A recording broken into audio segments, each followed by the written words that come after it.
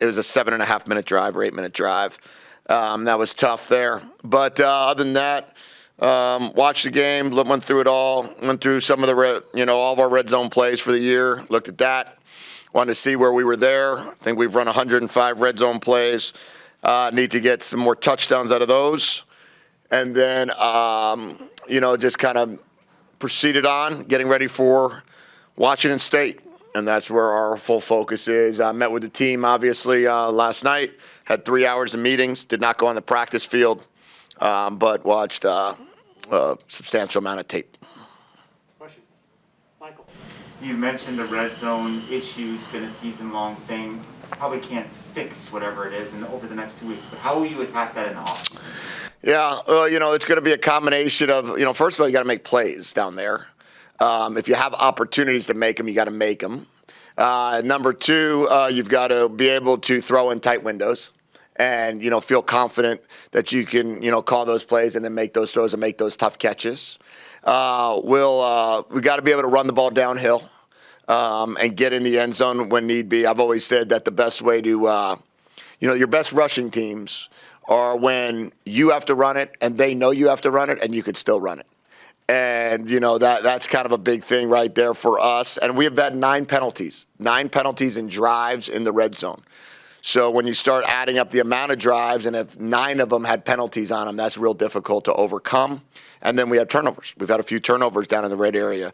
But we will start with the red zone the second we can get on the field in the spring. And day one of practice, traditionally you start in the field. We'll start in the red zone. I told the staff that today.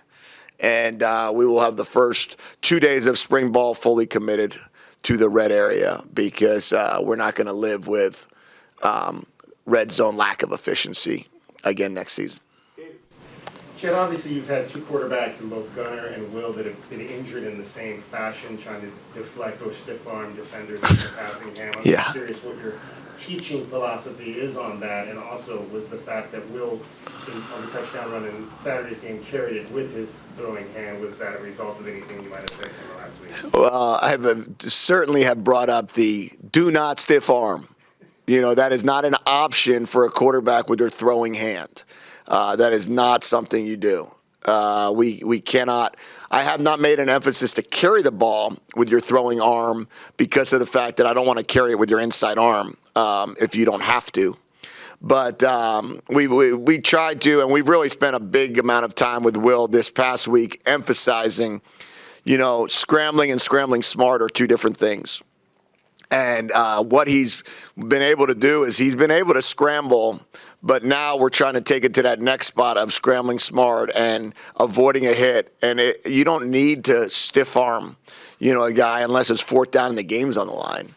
But other than that, let's protect your throwing hand, let's protect your throwing shoulder, and let's let the hits go on the left side of the body. Okay. You were an interim coach over at UCLA. You're facing an interim coach. What's that like for the coach? What's he going through up at Washington State and compared to what you did? His situation is a little more unique than mine was. Mine was the final game of the season to become bowl eligible, and then the bowl game. His situation was a lot earlier in the season. They had a lot more football to play. The circumstances were different behind it. There's a lot of staff changes that occurred, not just him. So I'm not really exactly sure. I know that, when I got it, when I was asked if I would do it, my whole feeling was do this for Coach Mora. I'm not exactly sure what their scenario is. Rich. Jedd, did you get a chance to, when you were going through the tape, take a look, obviously, at the 2-point conversion? Your thoughts after you get a chance to watch it, and what's your philosophy on going for 2? And do you have a set of plays that are on the play sheet that you could look to? Yeah, well, we've got, with the new overtime rules in college football where there's a potential to have to run an exorbitant amount of 2-point plays, we carry about 5 into every game. Normally, I would say you carry about 2 to 3 back in the day. Now you're up to 5, plus you're inside the 10 calls. In that case, in that situation, my philosophy is in the 4th quarter, you do what the chart says, maybe with a few minutes left in the third, you would look at the chart. Clearly, it was a situation where you go for two in that scenario. For us, for the way we do it. And then, we felt that we had a good call on based on what they've done in the past against 2-point plays. You traditionally look to see, are they a blitz team or are they a coverage team?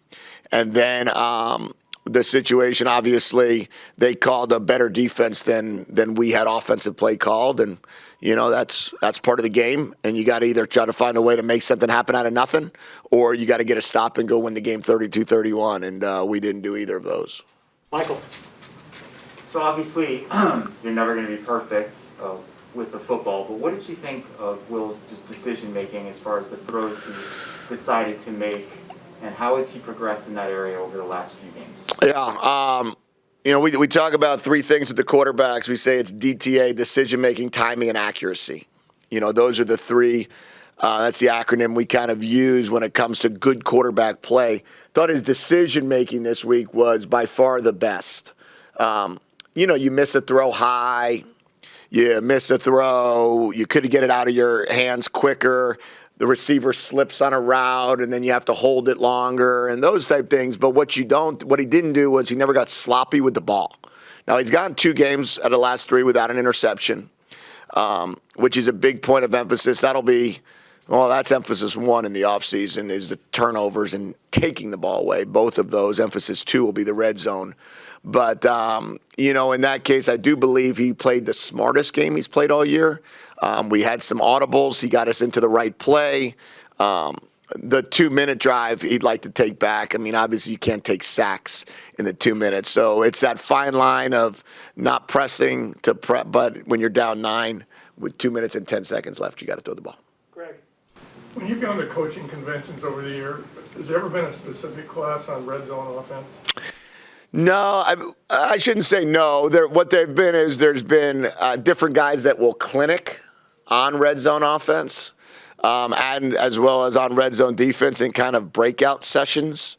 I much prefer to go do some visiting with other coaches more in one-on-one situations or call it professional development and sit down with teams that have, let's say, executed at a very high level in a certain area, third down, red zone, 2-minute, whatever it is that year, and kind of sit down and see what are you guys doing, what does it look like, and then how can we incorporate some of those thoughts. So more than at a convention, but more, based upon, hey, I might go, visit some programs and have some conversations.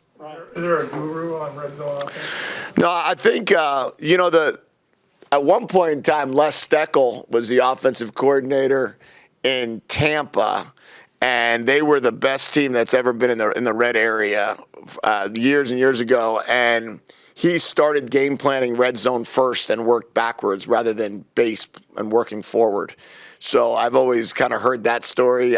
We've been pretty good in LA and the New England. We were, over the last 5 years, both teams have been very good on, and we were very good in UCLA. So I think you just kind of have to get your players right. You got to get your plays right. You got to break some tackles. You got to make some one-on-one plays. And you got to be able to run the football in the red zone. And if you can't run the football in the red zone, you're usually not very good at it. And that's where we're going to really work at this offseason. Brian, before the Washington game, you said having one fewer day wasn't that big a deal, but how is it different with having the travel day and all that? What do you have to condense and take out? Yeah, you do lose a little bit of time because you're flying up to Pullman on a Thursday at about 3 o'clock. Now, what we're able to do is we just move everything up in the morning. So stuff that we normally would do in that 2 to 6 block, we'll just do it in I think we'll go 9 to 1 on Thursday morning and then get on the plane. So the players are allowed to, be in football on Thursday when you're traveling. It's a travel day.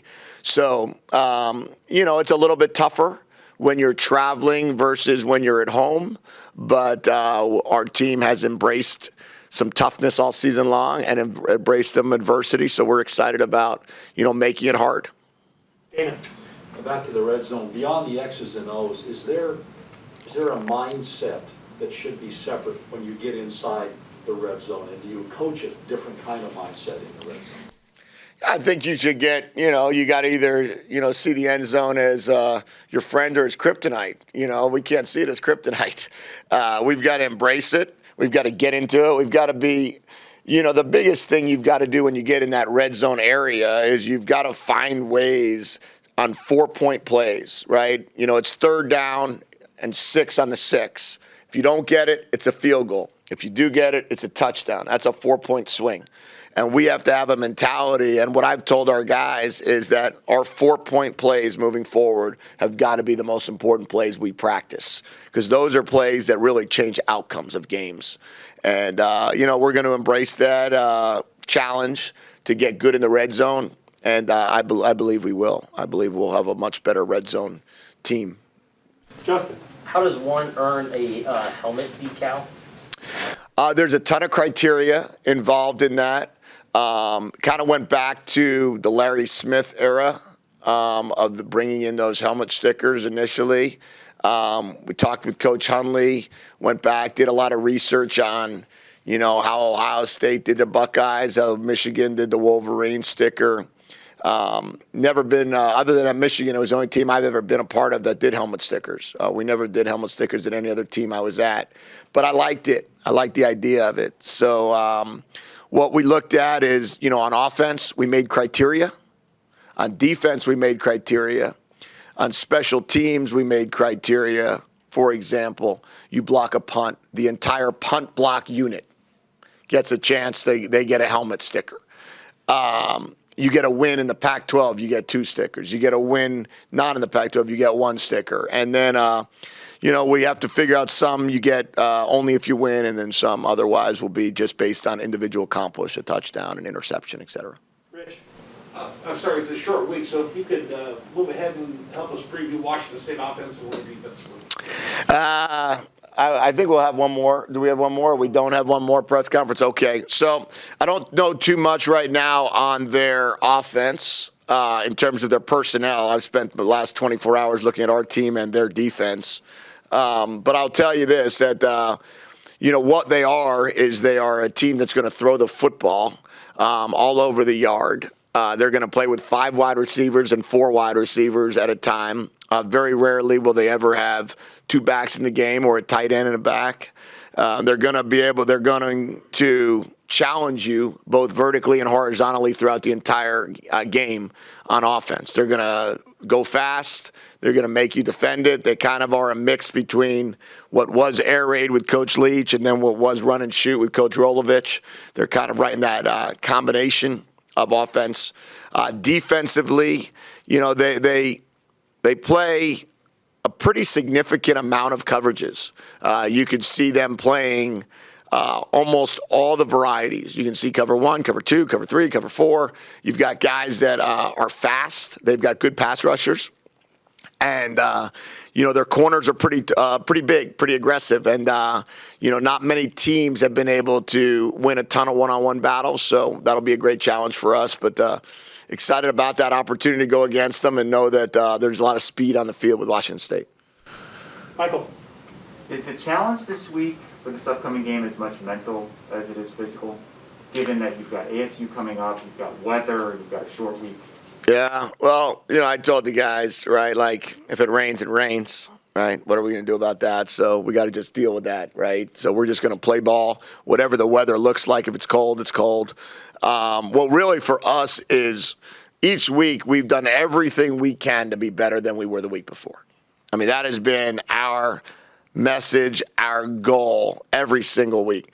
I don't imagine that ever changing for forever. Really, we're going to make a goal of that every single week. We try to play 12 one-game seasons.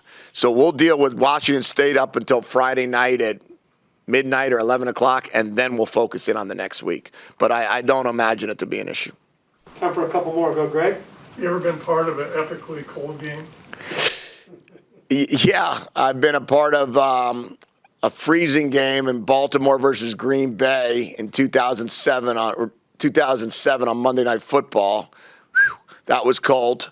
I don't know the exact number of it. Minnesota versus Penn State. We had a blizzard going. That was cold. That was when I was the offensive coordinator in Minnesota in November of 2009. So there's been a couple of them. Fortunately, it does not look like this is one of those. This looks like this will just be a pretty decent night. David?